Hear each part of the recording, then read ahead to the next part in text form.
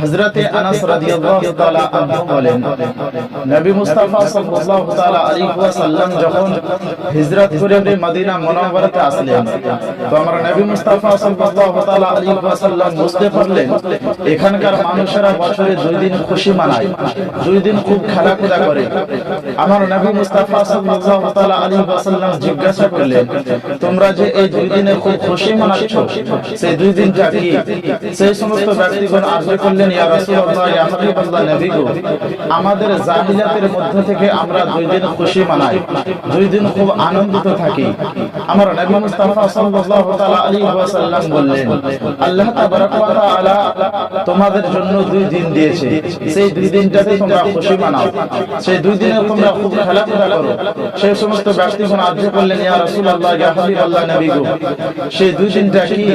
আমার নবী মুস্তাফা সাল্লাল্লাহু তাআলা আলাইহি ওয়াসাল্লাম বলেন, এক নাম্বার হচ্ছে ঈদুল ফিতর এবং দ্বিতীয় নাম্বার হচ্ছে ঈদুল আযহা। এই 2 দিনটার মধ্যে তোমরা খুশি মানাও, খুব খেলাধুলা করো।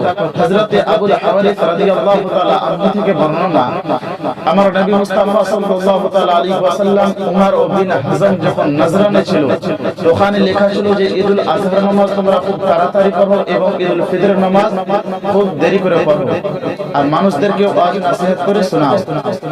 হযরতে জাবির বিন সামরা রাদিয়াল্লাহু তাআলা আনহু বলেন, আমি আমার নবী মুস্তাফা সাল্লাল্লাহু তাআলা আলাইহি ওয়াসাল্লামের সঙ্গে ঈদের নামাজ পড়েছি, একবার না কতবার পড়েছি, কিন্তু বিনা আযানে বিনা ইকামতে। আমি আমার নবী মুস্তাফা সাল্লাল্লাহু তাআলা আলাইহি ওয়াসাল্লামের সঙ্গে বিনা আযানে এবং বিনা ইকামতে ঈদের নামাজ পড়েছি। হযরতে আনাস রাদিয়াল্লাহু তাআলা আনহু থেকে বর্ণনা, নবী মুস্তাফা সাল্লাল্লাহু তাআলা আলাইহি ওয়াসাল্লাম ঈদের দিনে যতক্ষণ পর্যন্ত কিছু খেজুর খেতেন না, ঈদগাহতে প্রবেশ করতেন না। হযরতে বরিদা রাদিয়াল্লাহু তাআলা আনহু বলেন, নবী মুস্তাফা সাল্লাল্লাহু তাআলা আলাইহি ওয়াসাল্লাম ঈদুল ফিতরের দিনে যতক্ষণ পর্যন্ত কিছু খাবার খেতেন না, ঈদগাহতে প্রবেশ করতেন না, আর ঈদুল আযহার দিনে যতক্ষণ পর্যন্ত ঈদের নামাজ পড়তেন না, কিছু খাবার খেতেন না। ব্রাদারনে মিল্লাত ইসলামিয়া হযরতে জাবির রাদিয়াল্লাহু তাআলা আনহু বলেন, নবী মুস্তাফা সাল্লাল্লাহু তাআলা আলাইহি ওয়াসাল্লাম ঈদের দিনে এক রাস্তা ধরে যেত এবং দ্বিতীয় রাস্তা ধরে আসতো।